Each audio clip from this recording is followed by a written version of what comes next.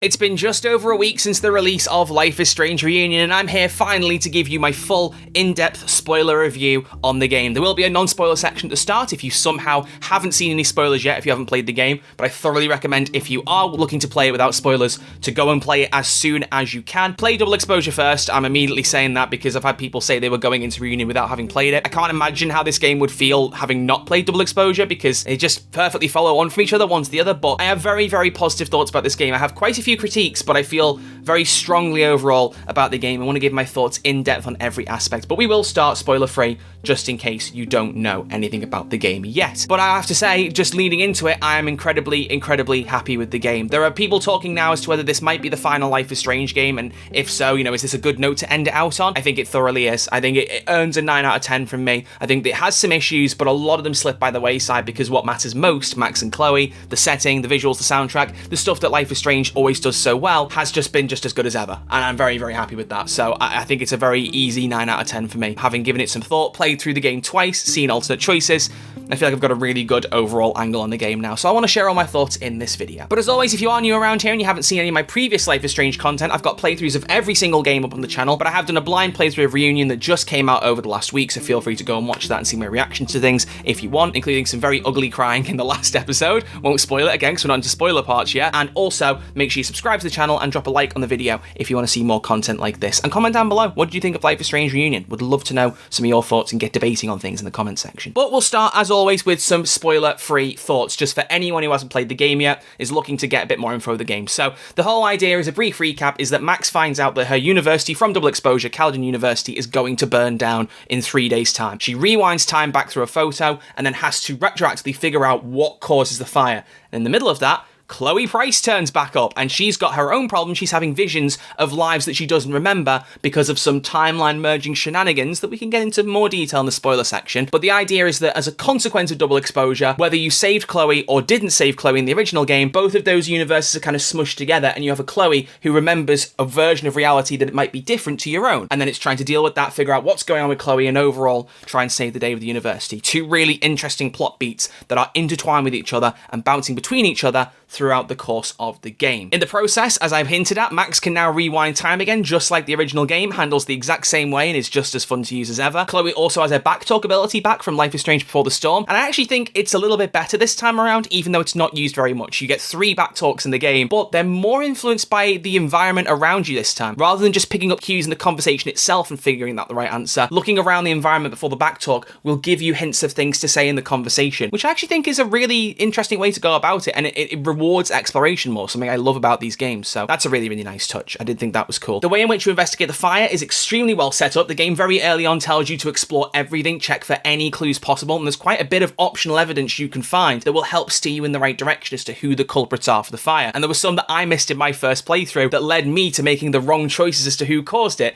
Had I got it right, it would have all made more sense and would have got a bigger picture. And that's one thing about this game that I love, is that it actually encourages replays better than any other Life is Strange game I've seen. I don't want to get into spoilers, obviously, again, yet, but the game is set up very nicely where if you don't quite get the perfect ending, it kind of almost hints that you should go back and try and get it right, and I'm very glad that I did that before this review, because it's what improved my thoughts on quite a lot of the aspects of the game, which I think is really something I'm excited to dive into. I really like how it's all executed with the fire. I think it's done very well, and how it's intertwined with Chloe's plot line, with her having the visions. I think it all works very well. You also get things like the Abraxas Society, a group in Double Exposure that got almost no mention. They were just kind of teased as this, ooh, spooky society. You get loads more of that, which is great, something I really wanted. You get Max teaching, another big criticism from Double Exposure. She actually delivers a class early on in the game, which is fantastic. It's great to see that some of these critiques that Double Exposure got have been directly addressed in Reunion, which I think is lovely. I think there are some clashes because you have a different writing team between Double Exposure and Reunion, so there are some characters in Double Exposure who don't show up in Reunion that you might have thought would appear. There's also some ignorance of some choices at the end of Double Exposure, like certain traits that characters have. At the end of Double Exposure, they're like, Loretta's maybe still pursuing stories just as dogmatically as before, or Gwen's gonna fight for her position, or Yasmin is or isn't on the board. Those things are just ignored in Reunion. Things are set up in a particular way, and they're the way they go in the game, which is a shame. I would have liked more things to be,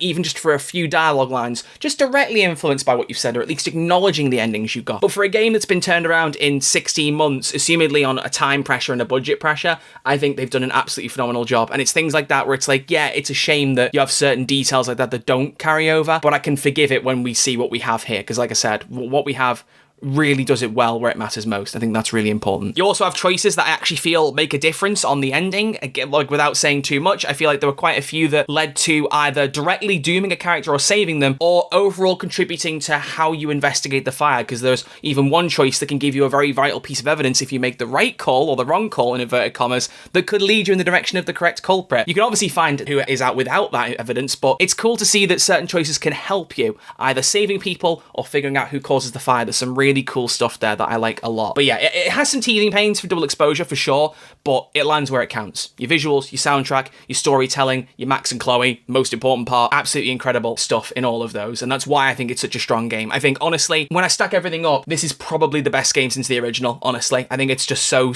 well done. It doesn't beat the original. I don't think anything ever will, to be honest. I know I said True Colours did at the time, but I think that was recency bias. I do still love that game, don't get me wrong. But I think, honestly, if you're going to compete with the original in any way, a story that honours both endings of the original and gives us more time with Max and Chloe as more grown and mature characters who are written and performed absolutely fantastically, I don't think you can get it much better than we have here. I really don't. So I thoroughly recommend it. If you haven't yet picked up the game, or you haven't yet seen anything of it, go and get it, go and play it. It's wonderful. It's really fun time. But it's time to get into spoiler thoughts. So if you haven't yet played the game, now's the time for you to dip off. Again, like and subscribe, please. I'd appreciate it. But I want to go through some overall thoughts on different aspects of the game, one by one. First off, the story, because while I said the story is really strong, it isn't perfect. There are some things that I wish had gone differently. There are a couple of things at the beginning of the story that I don't love. For one thing, it's explained that Max has a rewind power in the middle of the intro story so far cutscene, that she's just got it back and we have to just roll with it. Would have loved for us to see that happen in game, but I can understand why they didn't do it, because Moses is on board immediately as someone who knows a lot about a rewind, has been testing it a lot with her, and that works well for the story and for those characters. So it's one of those kind of lesser of two evils situations. I get why they've done it. I'm okay with it, but I would have loved it if it was an actual moment in the game, like Max has got her rewind back, even through like a flashback sequence or something. Would have been really cool. There's also an undoing of the ending of Double Exposure, which is probably my least favorite part. At the end of Double Exposure, Max talks to everyone in the Snapping Turtle, explains the full story about her powers, about Safi, about everything, and it gives you this idea that in Reunion, we're going to go in with all characters knowing what's going on and being a bit more involved in the story, but having a bit more agency. Except in Reunion, very early on, it's explained that they suffer from something called storm amnesia, and they've all forgotten the events of Double Exposure. Even Amanda, which, if you have a relationship with Amanda, which I did in Double Exposure, they hint that you were with her for a few months, and then she just kind of forgot that Max could rewind time, and then as a result, Max realised how much happier Amanda was, broke up with her, whole other thing. We'll get into romance in a little bit, but I just think the storm amnesia thing is a bit...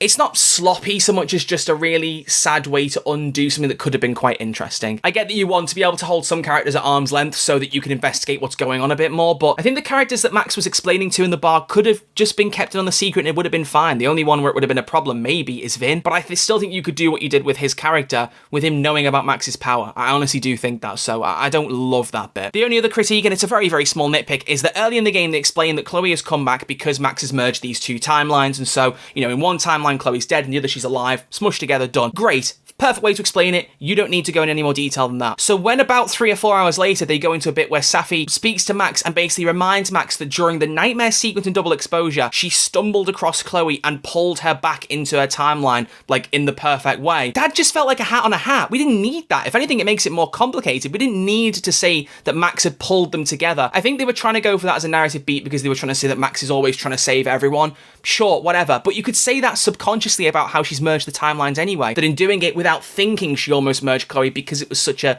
basic subconscious instinct of hers. We didn't need the outward, she's over there, pull her out the nightmare sequence. I thought that was odd. I did think that was very strange. But beyond that, I honestly think the story is really good. Those are just a few nitpicks on what is honestly a really strong story. I think the first half is not as well paced because they're setting up a lot of things, building up to the story, and then the second half is where it really picks up and gets really strong. I think the second half of the game is far stronger than the first. Basically, from around the boat sequence with Max and Chloe onwards is just fantastic. The pacing is really strong. The story gets really interesting. Though a lot of the stuff is contained in the latter half of the game, for sure. There's then also, of course, Max and Chloe, which I have to spend some time on because they are the main characters of the game. Even though though, I do think they weren't perfectly well balanced. One of my biggest critiques when I'd first played the game was that it didn't feel like it was well balanced. It feels like maybe about 30% of the game is Chloe and 70 is Max. I still wish that that was different. I think the problem you have, though, is that this was Max's environment. It was Caledon University. She's the one working there. Chloe is not. She's a stranger who's turned up to this environment and she's bedding in with everything. There's only so much she can do compared to Max, and I get that. I do. So when you have them on their own in certain sections, Max is naturally going to be able to do more stuff. I just think it's a shame because you look at Chloe and she only has 3 back talks where Max can use rewind at a load of different times. Chloe's collectibles, she doesn't even have a full page of collectibles she can get. Max has more than 2 pages. It's a bit too obvious in the game, the balance isn't there,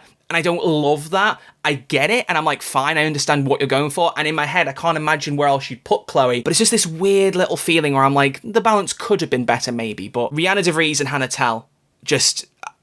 there are not words in my mind that can explain how much I love the pair of them. I've always loved Hannah Tell's Max. A lot of you know this. I've had her on the channel for an interview before, and it's an absolute pleasure to have her on. Still one of my favourite things I've done. She's an absolute delight, and I said in Double Exposure she'd never looked or sounded better. I think the same is true in Reunion. I think she just elevates the performance that little bit more. There are some incredible scenes that Hannah in particular absolutely smashes. Moments in the ending, talking to Vin while the fire's being set up, talking to Ren is one I really like. The basement scene with Chloe. There's some really incredible stuff that Hannah just full sends. She also sells an incredibly high Max very well. I thought it was very, very well done there. The energy, the love, and the heart she has in that character, you can feel it immediately. I think it's fantastic. And Rihanna, if there was ever a doubt as to, who the better Chloe is, there's no question anymore. I think Ashley and Rihanna have both delivered something truly incredible with their versions of Chloe, to the point where I don't want to compare them anymore. They both stand on their own 2 feet. They're both fantastic. I think if you were to compare Before the Storm to Life is Strange 1, I would say that Ashley's performance is better overall. But now Rihanna has so much more to chew on in Reunion, especially the log cabin scene where they're explaining,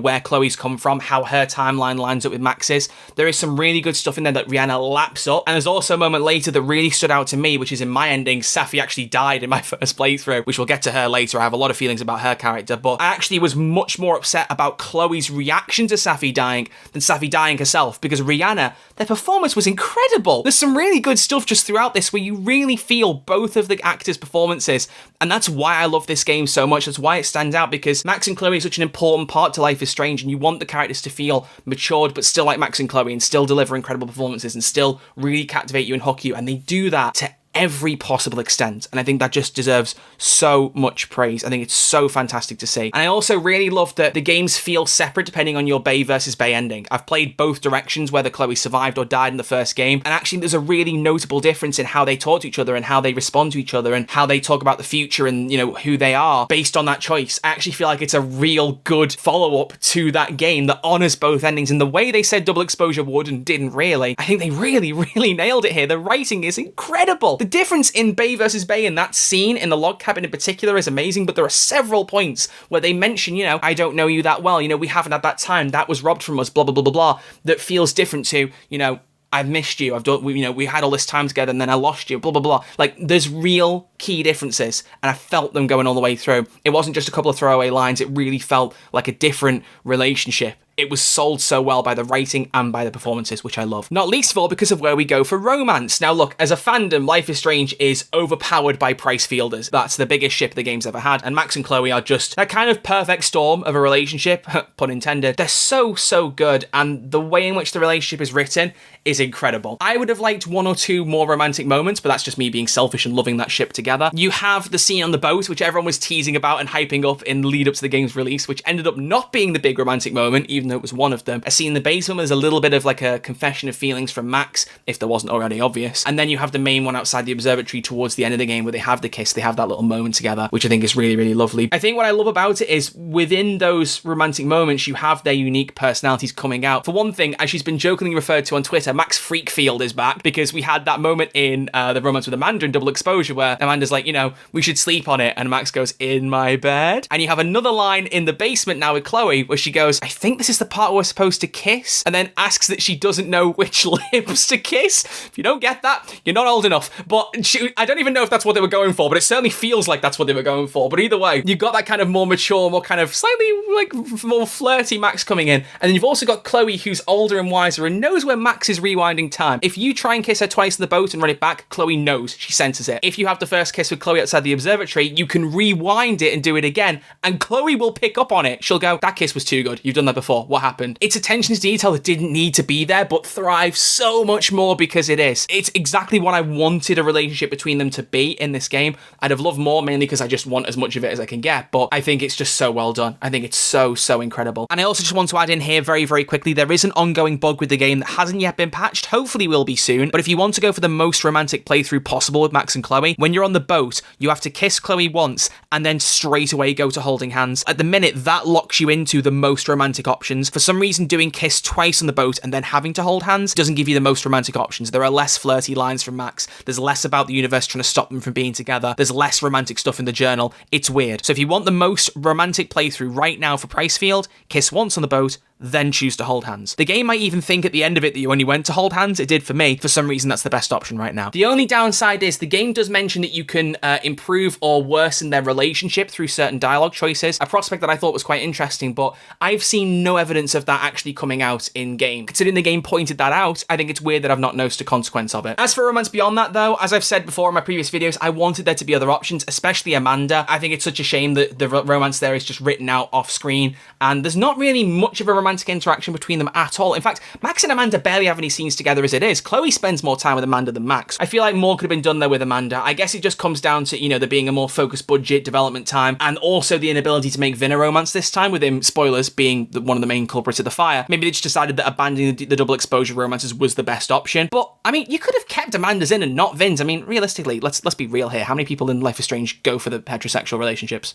Not many. I don't feel like they do anyway. The only one I can think of is Sean and Cassie in Life is Strange 2. And yeah, I know there's people out there who ship Max and Warren. I'm not going there. But yeah, I feel like more could have been done there. I think it's a shame that we didn't get more between the two of them. That was a side plot that I really wanted to explore more in a subsequent playthrough, because I'll always choose Max and Chloe first, and I just think it's a shame that wasn't there. But if Pricefield is so good, do we need anything else? Some people will say yes. I will say undecided. I also do want to talk about choices, though, because my thoughts on choices are actually a bit mixed. I kind of hinted at this earlier, but I do feel a bit rubbed the wrong way that Double Exposure's choices or endings aren't really honoured very well in Reunion, because Reunion asks you if you romanced Amanda or Vin, romanced Chloe, if Chloe's dead or alive, and if you supported Safi or rejected her.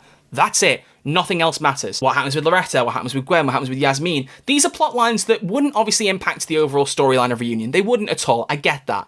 But even with Gwen, she's the one that I feel the most kind of robbed by, because I really liked her character in Life is Strange Double Exposure, and I know she got a lot of love for being kind of, you know, a big forefront trans character in the game, which I think is lovely. And I think it's such a shame that, you know, even though she had multiple endings where she might stay at Caledon, might not, that it wasn't even mentioned, as far as I know, that she wasn't there. She just wasn't there, and it was assumed, yeah, Gwen never came back, she's just gone. So it's like one particular ending of Double Exposure was the canon one. Whether Yasmin fights for the board position or not, she just is on the board. That's it. It's not debated. Loretta, whether she's more like specifically following stories, whether she's learned to take a step back, that's not acknowledged at all. Again, based on the way in which the game was made, speed, budget, all that, some things clearly had to fall by the wayside, and I don't hate that. But in terms of actual choices within Reunion itself, I actually think this is one of the most impactful endings I've seen, like the most impactful consequences. Not in the sense of like Max or Chloe can die. It turns out they both survive no matter what, as does Moses, so fine. I don't hate that they can't die, Max and Chloe. I thought it would have been a bit of a heartbreaking way to end the game, but it would have been nice to maybe have seen that happen as like a really bad ending. I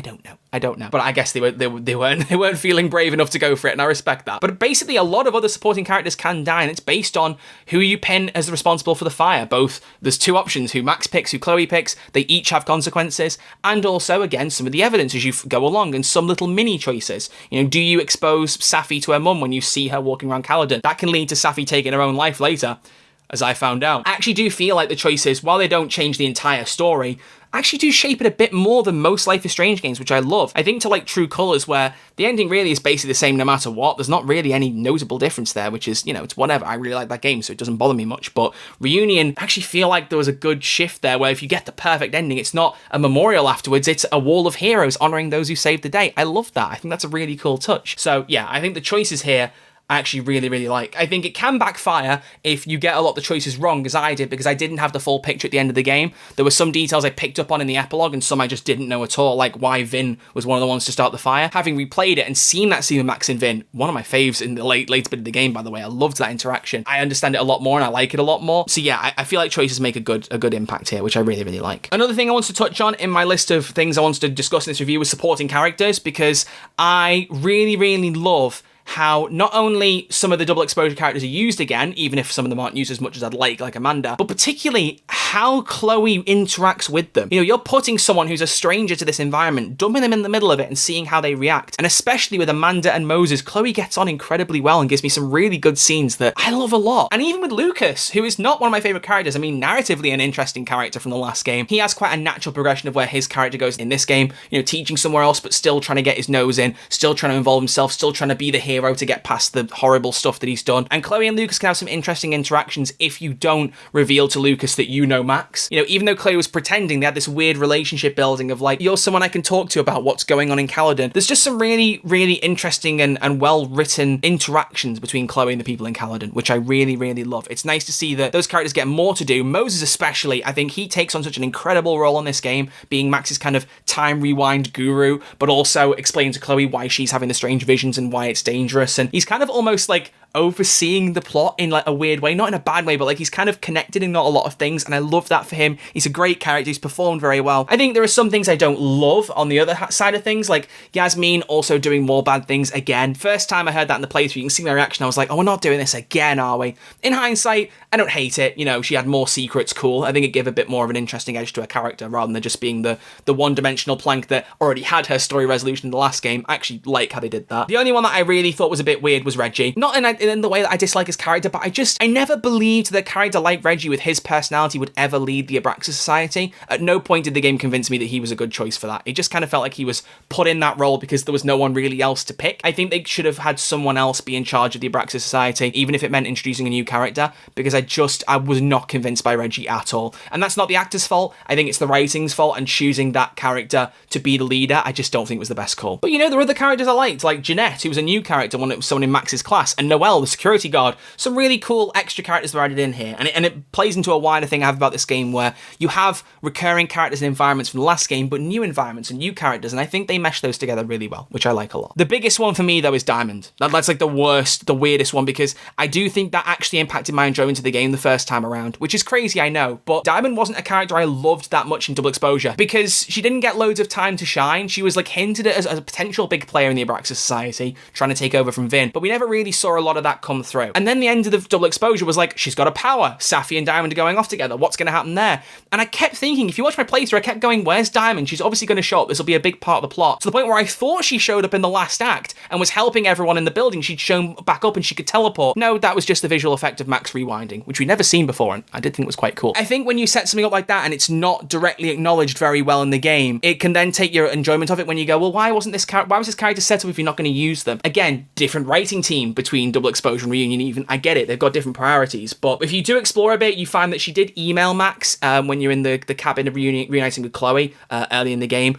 and explains that, you know, you look out for Safi, she's not with me anymore, she's come back to Caledon, something strange is going on. But it just doesn't, there's no real direct mention in the game of why Diamond's gone or looking into the powers, just that she disappeared, and that's it. And I think that was a really strange thing to not follow up on. But the last character I wanted to talk about, and this is something I wanted to have its own section just a little bit, was Safi, because this is a call out to everyone watching as well to give me your thoughts in the comments, because I honestly think there's a piece of the puzzle that I'm missing here, like mentally. Safi is a character that in Reunion I just didn't care about. I just didn't care for. Not the performance-wise, not anything like that. I think she's performed fantastically, all that stuff, no issues there. I had an issue at the end of Double Exposure, which was that the Safi by the end of the game didn't feel like the same Safi that we'd seen at the start of the game. You know, the sassy, confident character. I get that that's a character beat, that she's not like that actually, she's putting up a front, but by the end, when it's that choice in Double Exposure where she's like, you know, are you going to support me or are you going to like turn your back on me because I want to do what I want with my powers and, you know, be a god, whatever. That felt like a very easy rejection. I didn't like that choice at all. I thought that was very weird and a bit out of character, but whatever. I hoped that Reunion would build on it, amend it, address it, do something, but it just didn't. Safi has this really weird role where she's popping up as other people, trying to investigate what's going on in Caledon when it seems like she's only come back for Max. But she's playing hide and seek for most of the game, and then when she finally reveals herself properly, she's like, oh, Max, run away with me. Max says no. And then the next bit, she's like, Chloe, run away with me. Chloe says no. And then Safi's like, well, my life's screwed. I'm gonna end my life. It's just, it feels like they had an idea with the plot for her, and to me, it feels like there's chunks missing. Like, it just jumps from one thing to the next. And again, you can see my playthrough. When Safi has this moment with Max, I'm like, this is so out of nowhere. What are you talking? This feels completely unearned. I don't feel any kind of pull from this. The performance is great. Like, you know, she's going off. I love it. But I don't feel it. I don't understand it. I can't grasp why they were going that way. And it got to the point where, at the end, I lost Safi. She took her own life in my game. And I had absolutely no remorse. I wasn't sad. I was just like, okay. The character that I didn't really get and wasn't really understanding was gone, and I wasn't bothered. And I hate that I feel that way. I don't dislike her character. I just didn't feel for what they were doing with her. And I just think it's strange. I think it's really, really strange. Even the choices at the end. They say, you know, if you tell Safi about the fire, she helps them try and investigate it later in the game. No, she doesn't. She does nothing to help you. She shows up trying to pull Max and Chloe away and literally says, forget Kaladin. So that's even misleading in the choices. So Diamond suffers by not showing up. Safi suffers by showing up and not really having much to do. I think that's a real shame, because there could have been more you could have done with her. But that one, I'm willing to like hold my hands up. If I missed an overall image there or there's something I'm not getting, please let me know. Because for me, even 2 times through, I still don't get what they were going for with her. And I think it's a real shame. Because, you know, at the very end of the game, Max and Chloe go off if she survived, and you can see that she looks very kind of upset and heartbroken that she's being left behind. And I'm like, I should feel sad for you, but you haven't given me a reason to do that, you know? I don't know. But there you go, ladies and gentlemen, those are my overall thoughts on Life is Strange Reunion. Some of the aspects that stood out most to me, both the good and the bad. I know I've pointed out quite a few critiques here, and I think that those critiques probably would lead you to think that I shouldn't give it a score as high as a 9. But as I've said, I'm someone who not only is just an incredible optimist and will always see the good in things, but I'm one of those people who doesn't need everything to be perfect for something to be a 10 out of 10. The things that I love, the things that stand out, the soundtrack, you know, things, both the stuff that Tessa Rose Jackson composed, other artists, the licensed songs that have been used, all that stuff, the way Max and Chloe are written and performed and the romance is done, so the way the story is set up, the way things are intertwined, even if there are issues with certain bits. It's all so strong that the nitpicks I have about certain things not being honoured, or Chloe maybe not having as much screen time as I'd liked, or the Safi of it all, or Diamond not showing up, these things are issues, but the ones that I just don't care that much about in the grand scheme of things, because everything else I get out from the game, I absolutely love. So it's one of those things of weighing up and going, how much does that actually detract from my playthrough? You know, these are critiques I've pointed out as observations, as feedback, but how much does it detract from my playthrough? Not very much. It's enough to make sure it doesn't get a 10 out of 10. I would love to say it's a 10, but I don't feel like it's that. You know, if the game had the usual 3 years that these games have to cook, I think it probably would have easily smashed a 10 out of 10, because they could have fleshed out some more of these concepts and, you know, just, I don't know, try to address more of the things that I had problem-wise with the game. But frankly, considering every Life is Strange game takes about 3 years to make, for them to have turned this around in less than half the timeline, and for it to be as damn good as it is, I can't fault it. Some ways I want to give it a 10 just for that, to be honest, but I'm not going to. I think a 9 is a really, really good score, and I think it's earned that, and I think it genuinely is probably my favourite game in the series beyond the original. I think it's just really, really good. As to where we go next, I mean, who knows? It seems like the end of the game was setting up a Diamond game. Like, she's like, you know, I'm almost ready to tell you. I honestly, part of me really wonders if the series is going to have a break now. Deck 9's had some layoffs since Double Exposure. I'm hearing people suggest they've had layoffs since. Haven't seen any evidence of that, and I hope it's not true.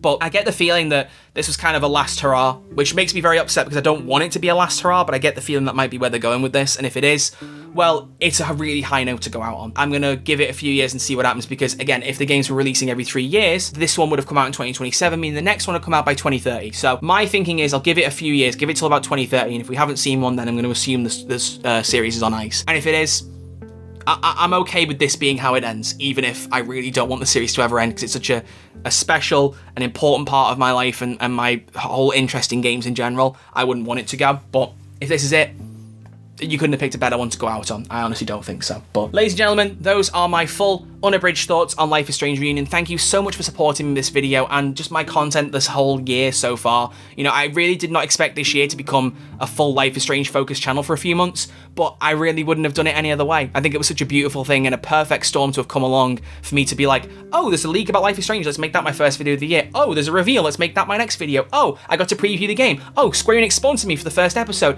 Just the whole process of events that have happened in the last few months is just mad, and I wouldn't change it for the world. So thank you all so much for the support. I would love to do more Life is Strange content. Truth be told, I don't know if I will, mainly because this feels like a good point to stop on that for the time being. But I'll think about it. But I just really enjoyed being able to take on a different franchise for a little bit that I love so personally and just got to wax lyrical about. It was lovely. So thank you all for the support. As always, as I said, if you have already enjoyed the video and you haven't clicked like, please do, and subscribe and comment down below. Let me know what you think of the game. But I appreciate you all being here. Much love. Thanks for love. Thank you to all the support from Deck9, who've been resharing some of my stuff on their socials, from Square Enix for sponsoring and inviting me to the studio to preview the game, and for all of you for giving this stuff a chance. It really means the world to me, and I'm very grateful for it. So thank you all for watching. I'll see you all very soon with some new stuff. Look after yourselves, stay safe, take care.